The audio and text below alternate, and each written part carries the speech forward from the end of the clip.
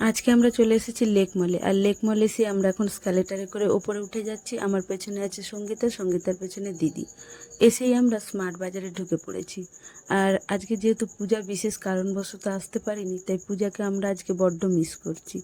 দিদির সাথে আমাদের আলাপ RKM স্কুল থেকে। দিদি, সঙ্গীতা, পূজা একে অপরের সঙ্গে আমাদের আলাপ RKM স্কুল থেকে। তো সেই থেকেই আমাদের সম্পর্কটা এইভাবেই চলে আসছে। দিদি আমাদের সম্পর্কটাকে টিকিয়ে রেখেছে, ফোন করে জিজ্ঞাসা করা কেমন আছিস না আছিস। তো ওই যে কথায় আছে না, কিছু সম্পর্ক কখনো পুরনো হয় না, তো আমাদের সম্পর্কটা হচ্ছে ঠিক সেইভাবে। তো স্মার্ট বাজারে কেনাকাটা করার দেখা দেখি পর আমরা চলে এসেছি ম্যাক্সে। ম্যাক্সের কালেকশানগুলোও বেশ ভালো, কিন্তু ম্যাক্সের দামটা আমার একটু বেশিই মনে হলো। তো তারপর আমরা চলে এসেছি ফুড কোর্টে। দিদি সঙ্গীতা এখানে চলে গিয়েছে খাবারের অর্ডার দিতে। প্রত্যেকবারে দিদি আমাদের জন্য খাবার অর্ডার করে।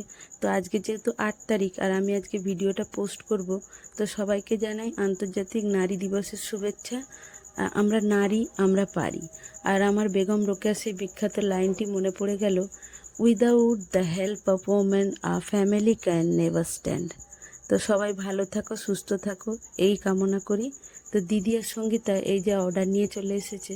তো এবারে আমরা একটু গল্পগুজব করব। দিদি আমাদের প্রত্যেকবারের মতো জিজ্ঞাসা করে কেমন আছিস না আছিস, কী করছিস না করছিস, এইসব।